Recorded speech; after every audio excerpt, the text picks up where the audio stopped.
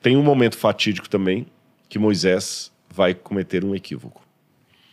Quando o povo, de novo, nas muitas reclamações que tinham com Moisés, falaram: Moisés, você tirou a gente do Egito para morrer de fome aqui, a gente quer voltar. E Moisés então perdeu a paciência. Deu uma boa de uma xingada, pegou o cajado, Deus falou com ele assim: Moisés, fala à rocha que eu vou dar água para o povo. Fala à rocha. Só que Moisés pegou o cajado e bateu 2 vezes na rocha. Aí começou a sair água. Aí o povo bebeu feliz. E Moisés esqueceu por um pouco aquele momento ali. Deus tinha falado para Moisés na frente de todo mundo: Moisés, fala à rocha. E Moisés feriu a rocha. Golpeou a rocha com o cajado.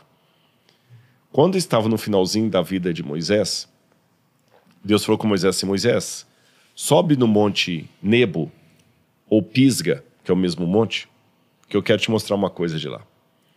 Aí o interessante é que, eu vou ilustrar aqui, vocês vão entender. Essa garrafa aqui representa o monte Pisga, tá bom?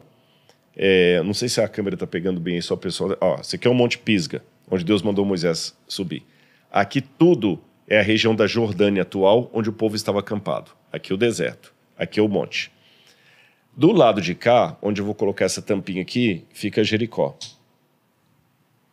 Entre Jericó e o Pisga, tem o Rio Jordão. Hoje, do lado de cá é a Jordânia, do lado de cá é Israel. Quando você sobe no alto do Monte Pisga, dá para você contemplar todo o reino de Israel. O deserto do Néguev, deserto da Judeia, do Arabá. Você contempla Jericó, as palmeiras, a Cisjordânia. E se tiver um dia sem muita neblina, você vê com nitidez o Mar Morto e ainda os telhadinhos de Jerusalém, os vidros brilhantes de Jerusalém. Dá para ver tudo daqui. Aí Deus levou Moisés até o alto do monte. Falou assim: Moisés, contempla toda essa cidade. Moisés: uau, essa terra toda vai ser a nossa terra, Senhor? Vai ser. Tudo isso eu vou dar para vocês. Moisés ficou no alto do monte assim contemplando. Mas aí Deus quebrou a perna de Moisés. Falou assim: Moisés, só tem um problema. Você não vai subir. Ele falou: mas Senhor, você não vai subir a terra prometida. Mas por que, Senhor? Lembra aquela vez lá, quando eu falei com você para falar à rocha e você feriu a rocha? Sim, Senhor. Pois é, você me desonrou. Por causa disso, você não entrará na terra prometida. Essa passagem está em Deuteronômio, capítulo 32, que diz assim, verso 48. Naquele mesmo dia, o Senhor falou a Moisés, dizendo: suba a este monte de Abarim, ao monte Nebo. Lembra que eu falei? O monte Nebo, Pisga, que está na terra de Moabe, em frente de Jericó. A tampinha aqui da garrafa.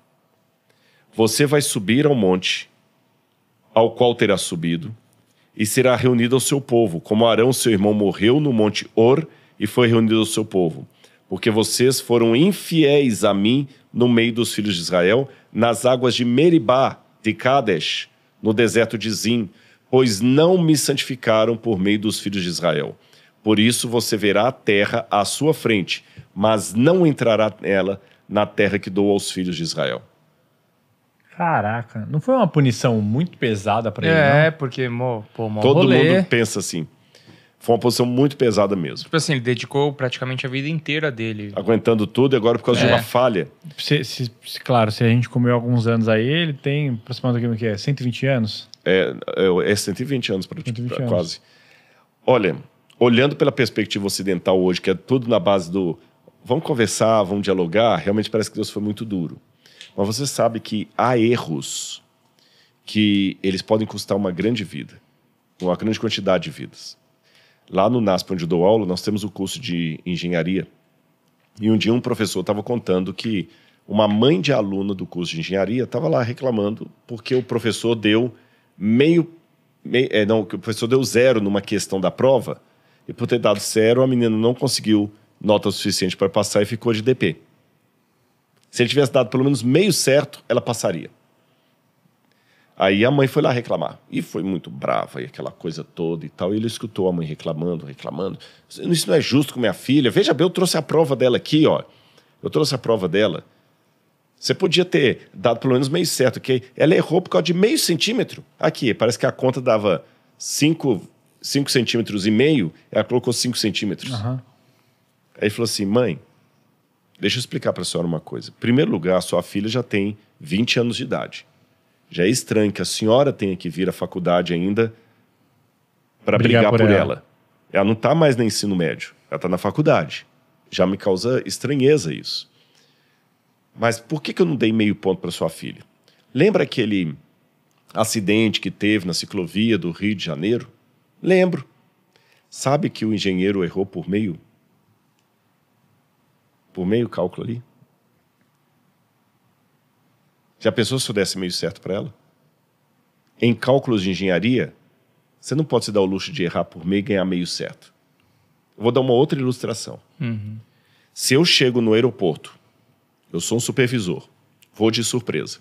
E quando eu entro no aeroporto, eu vejo no banheiro o faxineiro dormindo, escorado assim na vassoura, e o banheiro sujo, sem limpar. Eu vou dar uma bronca no faxineiro e vou mandar ele limpar aquele banheiro na hora. E no máximo vou dar uma advertência para ele. Aí depois que eu dei a bronca e a advertência no faxineiro que estava cochilando, eu subo as escadas e vou para a torre de controle. Quando eu chego na torre de controle, eu vejo o controlador de voo cochilando em cima da mesa. Eu vou dar uma advertência?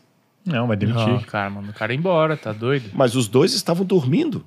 Eu não fui muito duro? Os dois estavam dormindo. Não é que eu fui muito duro. Pela consequência A que aquilo ia gerar. consequência. O cochilo do faxineiro traria um banheiro sujo. O cochilo do controlador de voo podia dar um acidente que aéreo gigantesco. Moisés era líder. Líder não pode errar. Se a gente parar a pensar, tipo assim, pô, o meu erro pode arrecadar em, sei lá, a perda de R$1 milhão, 2, 3 milhões de reais. O erro do Thiago pode acabar com esse negócio da noite pro dia. E quando fala acabar esse negócio da noite pro dia, um monte de gente que fez... 500 famílias vão pra rua. Exatamente. Que comprou o carro e tá pagando, contando com o salário daqui, vai ter que devolver o carro pro banco. Você entendeu? Vai perder o financiamento. Ou seja, líder não pode se dar o luxo de errar. Então Moisés era líder. Por isso que Deus jogou duro com ele. Pô, o cara só ter escutado direitinho, né? E aí ele morre cara. justamente no monte. Ele morre na hora lá? Morre. Deus o sepulta. Aí Na diz que hora? Aham. Moisés dá uma bênção.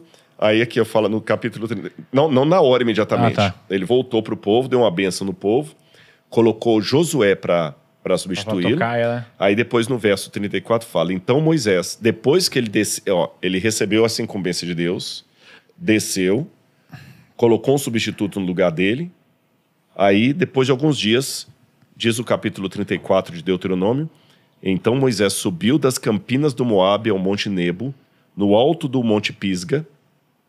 Por que chama Pisga e Nebo? Nebo, na verdade, é a região. Pisga é o monte. É igual Sinai, é a região. Monte é o... O Monte Horebe é chamado também de Monte Sinai. Na verdade, o nome do monte é Horebe. Mas como ele fica na Península do Sinai, a gente fala Monte Sinai. Sim. A região é Nebo. Como o Monte Pisga fica na região do Nebo, fala também Monte Nebo. Tá bom? Tá bom. Moisés subiu e ali o Senhor lhe mostrou toda a terra de Gileade até Dan. Lembra que eu falei que vocês dá para ver tudo, Sim. né? E o Senhor disse, essa é a terra que prometi a Abraão, Isaac e Jacó, mas você não vai entrar. Moisés, durante 30 anos... Perdão. Assim Moisés, servo do Senhor, morreu ali, na terra de Moabe, segundo a palavra do Senhor. Este o sepultou num vale, na terra de Moabe, diante de Bet-peor, mas até hoje ninguém sabe o lugar da sua sepultura. Por que Deus não deixou ninguém saber o lugar da sepultura de Moisés? Ele foi enterrado com o cajado dele? Provavelmente. Cajado poderoso. Ia virar lugar de peregrinação. De idolatria. Sim. Faz sentido. Lembra que a gente começou a falar assim, pô, o cara mais importante, imagina esse cara mais importante. Sim. Ia ter uma loja de chaveiro lá Nossa, no dia seguinte, Meta né? falando- Até mesmo, Souvenir. por exemplo, o rei Davi em Israel, a galera vai lá pra orar no túmulo dele lá. Agora, olha que interessante. Uma analogia teológica. Do lado de cá, lembra que está Jericó? Do lado de cá tem um outro monte. O monte mais alto do deserto da Judéia. A Bíblia fala que Jesus foi tentado 40 dias, corrigindo, no deserto da Judéia. E no final da sua tentação, diz que o diabo levou Jesus a um monte muito alto. E mostrou-lhe todos os reinos do mundo e a glória deles. Olha que interessante. O monte muito alto que fica no deserto da Judéia, ele está em paralelo com o Monte Pisga. Sim. No Monte Pisga, Deus levou Moisés até o alto do monte e mostrou para Moisés toda a terra prometida. Mas Moisés não vai entrar. O diabo leva Jesus para o alto do monte e também mostra para Jesus toda a terra, todos os reinos do mundo e a glória deles. Com o intuito de fazer ele não entrar também. Exatamente. Só que olha que interessante. O diabo, aqui Moisés não entra, mesmo adorando a Deus. E o diabo fala assim, eu sou melhor do que Deus, Jesus. Me adore, que eu vou te dar tudo isso. Eu vou ser melhor do que Deus. Depois de tudo que Moisés passou, Deus não deixou Moisés entrar na terra. Eu sou melhor do que Deus. Se você me adorar só uma vez, eu te devolvo tudo. Então, quando Jesus fala, vai, Satanás, porque somente a Deus você deve honrar e adorar, estava tendo aqui um paralelo com a história de Moisés. Sim.